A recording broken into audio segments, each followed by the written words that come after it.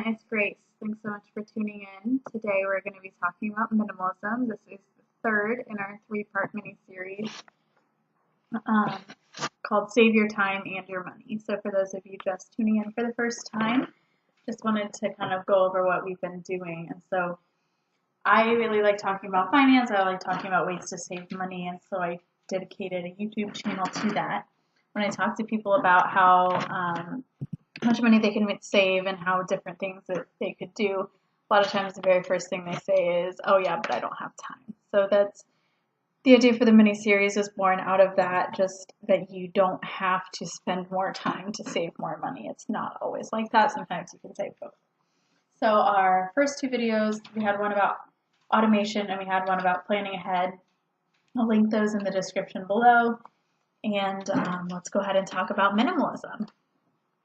Couple things that I wanted to get to bring up about minimalism is that I'm not like over the top minimalist. I just feel like there's tenets from it that I take and that I use to help me feel like I'm living my most fulfilled life.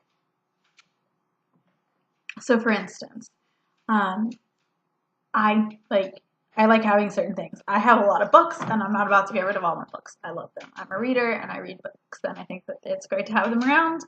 And that's what I do. And so there's probably things like that for you. But the idea of minimalism is basically that a lot of the things that we have and that we spend money on and that we spend time trying to acquire and that we spend a lot of time cleaning and that we spend a lot of time trying to organize is all stuff that at the end of the day we don't care that much about. And so that's what I kind of take from minimalism, is to look inside your own life to see what things do you really truly value and what things do you think maybe I don't value that as much as all the time and money that it's taking from me.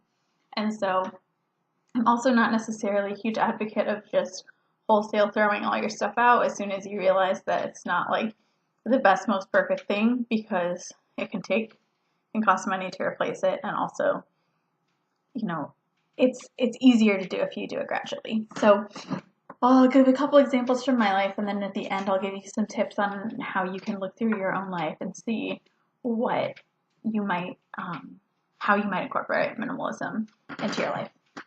So the first thing that I when I went into this idea and started thinking about it, first thing I realized is that I had just a lot of kitchen supplies. I had multiple pans, I had a lot of cups, I had a lot of silverware, I had just a bunch of stuff. Like my grandpa had moved and he gave us a bunch of stuff.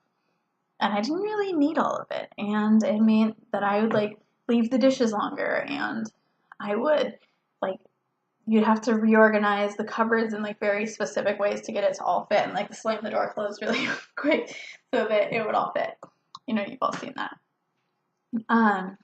But what I realized, and I've moved several times, so when you're like, do I have to move this? Sometimes you're more willing to part with it. What I've realized is that I don't need the fancy equipment.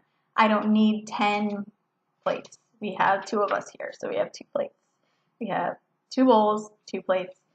And so that's the main thing that I've done, is just kind of cut back, not reinvested, not bought new things that I don't need. When I do buy new things, I try to buy things that are of very good quality for the money. So our skillet was old and kind of gross. It was initially a non-stick and it started sticking, and it was the handle started falling off and we had to get a new skillet. And so what we could have done was just gone and replaced that one at Walmart for $10 or $15. But I didn't want to get another one that was that quality that would start having the sticking problems and all of that. And I also just decided to research of are non-stick skillets even the best kind to buy. So what we ended up doing was we found for our needs that a stainless steel skillet would work better. And so I actually have it in the kitchen. I'm not going to get it. It's just Google a stainless steel skillet. And what we like about it is that it has a dual purpose. You can use it on the top of the stove as a skillet. You can fry eggs, you fry whatever you want in it, bacon, potatoes. You can also use it as a roasting pan. And so we love making this recipe of roasted potatoes where you fry them for 1 or 2 minutes on top of the stove and then bake them for 10 or 20 minutes. And that just makes that process a lot easier for us. And then in addition to that, we just have the one pan. You're not getting two pans stirred. You're not washing two pans every time. So you're saving yourself time with that. And you're saving yourself the money of having to have another pan that works for it. So that's kind of the idea of minimalism and how we've incorporated that in our kitchen. I also have incorporated it a little bit with my clothing, and that's just because I don't care that much how I look. I kind of like looking plain. Sounds kind of bad, but I just like looking very standard, and I'm not trying to stand out. So what I do is I just kind of trial and error. I tried on several different kinds of colors and things, found what I think I look best in, and then I bought things in those colors. So my colors that I use is this navy blue. I have like a bright summer pink. I have a dark charcoal gray, and I do black and white. So things are like just varied colors, patterns within that. There's a lot of layers. I have a few accent colors, like a couple things in burgundy, a couple things in olive green that I wear when I'm feeling very, very like I want to be fashionable. And it's just not very often.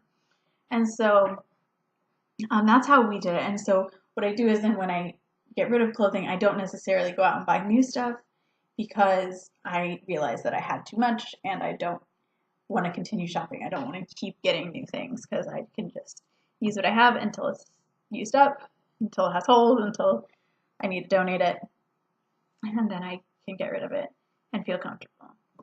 So those are the things that I've done in my life.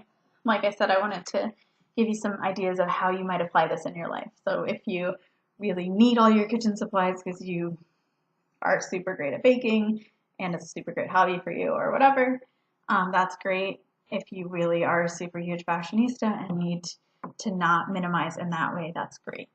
But what you might want to do is start to figure out and like keep an inventory of what you have. So go around your house and literally write down every single thing you have. You might realize that you have way more cleaning supplies than you ever thought you had. You might realize you have way more books. You might realize that you have more of something than you thought you did. If that happens, what you can do is assess why you didn't realize how many were there. Sorry, my dog's whining. I had to stare at her. I had to glare at her. Stop it. So figure out why that is. And if it's something that is coming from externally, if it's something that, it's to impress your mother, or it's because you feel like you should do this, that's a place that you can start to cut back, to stop buying new things, to assess, do I need to give some of these to friends who really would enjoy these things? Do I need to donate it? What can I do so that this is not cluttering up my life and taking up my time in a way that just doesn't add any value? That's how I would recommend to go about doing that. I would love to hear in the comments below what happens when you kind of make that inventory of your life, what things that you've realized that you can cut out just fine, what sort of things you're going to stop buying as much of, and let us know. Our videos do come out every Wednesday, so stay tuned. We have great new videos coming up, even though our mini series is over, unfortunately. But thanks for watching, and I'll see you next week.